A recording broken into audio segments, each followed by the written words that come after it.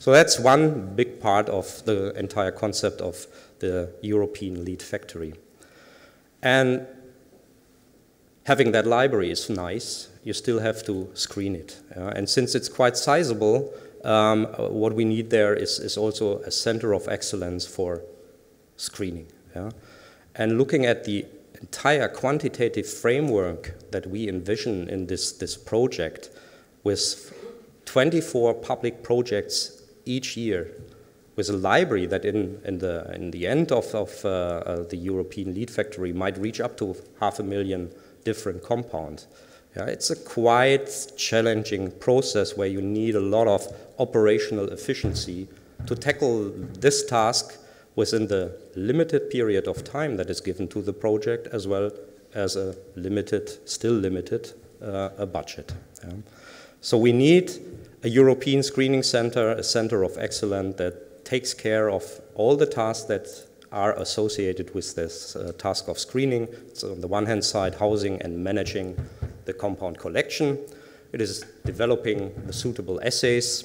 It is performing, of course, the primary screening, doing the follow-up studies, filtering out what I've mentioned before, the many artifacts, keeping the meaningful compounds, working your way towards what we call the qualified hit list in a process of hit characterization and selection, and managing the entire data flow and project progress in that context. Oops, okay, that is one too far. Okay, here we go. It is not the European lead factory. It is not about hijacking academic screening activities, because they are different in many aspects. They are different for a good reason, and they are doing a perfect job there. This process here that we envision differentiates in certain aspects, and I've listed a few of them here on this slide. As I've mentioned before, looking at the time frame that we have available, looking at the ambitious goals in terms of the project numbers, but also the budget, it requires a lot of operational efficiency to realize this project, this ambitious project.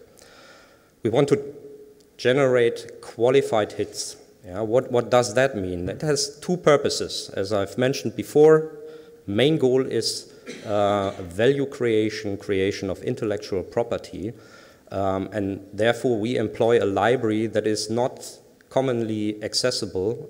The information is also not commonly accessible on the chemical structures behind that, and we want to keep it that way because the purpose is the generation of intellectual property. So we have to limit also the outflow of information to what is necessary, what is meaningful, but not going beyond that.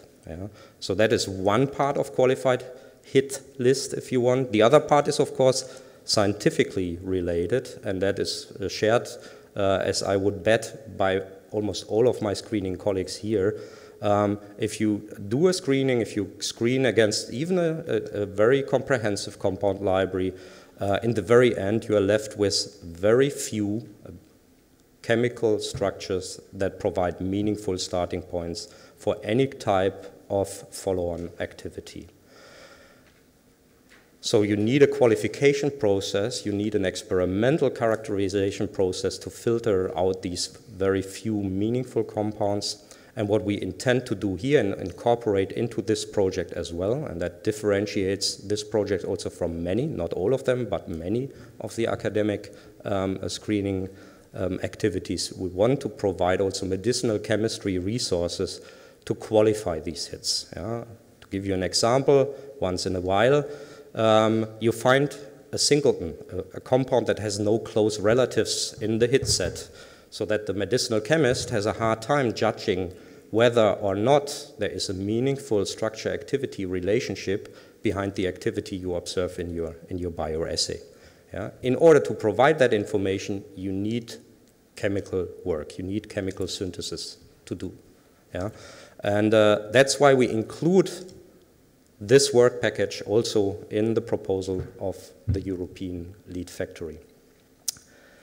What is different also is clearly, as you have heard today in many presentations, IMI is not simply a funding body for academic basic research, but it is, has the purpose of increasing the competitiveness of the European pharmaceutical companies and European pharmaceutical research in general. So we will have a preference for those projects coming from the outside, which have the potential for early partnering within that EFPIA consortium. Yeah. Clearly, we want to focus on innovation. We don't want to have a competition of these academic programs with already ongoing or planned industry programs, because that also means in the normal case there is not much innovation there. We all want to focus on innovative, more risky approaches when we are thinking about public projects in the context of the European lead factory.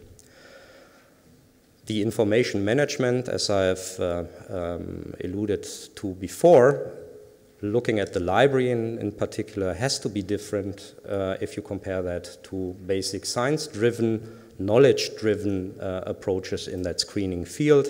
So we have to balance the generation of intellectual property with knowledge generation in general, and that's why we had to melt it down to that process coming to a qualified hit list in the end, and that's the only piece of information that's later on being accessible for the broad public.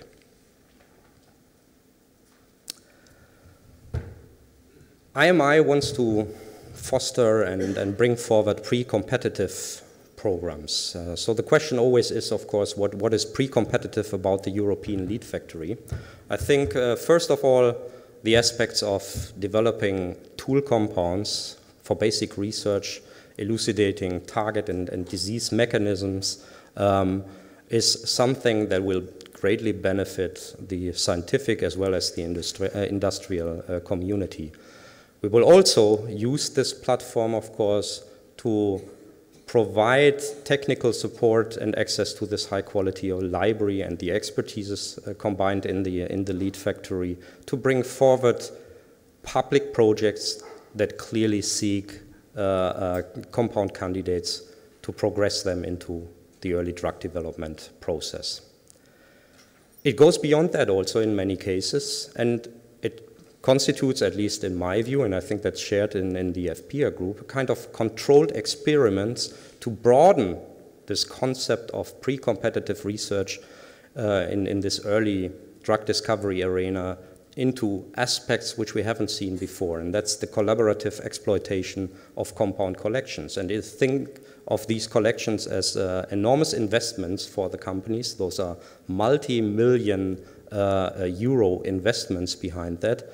And in many cases, pharmaceutical companies exploit these libraries only in certain very focused disease areas. Yeah? So it makes perfect sense also in terms of exploitation of these compound libraries to have these libraries available and accessible also for projects outside of these strategic research areas from individual companies. In the end, hopefully also for the benefit of the patient.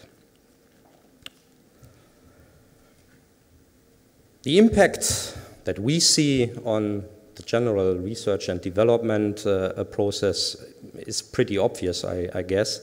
This combination of basic science approaches together with applied research is one mean really to translate cutting-edge research into early drug discovery programs, making them available directly also to the pharmaceutical industry. It provides for the industry a very unique platform to explore also high-risk programs, yeah, which we do not see to a great extent, at least, in more risk-balanced portfolios within the pharmaceutical industry.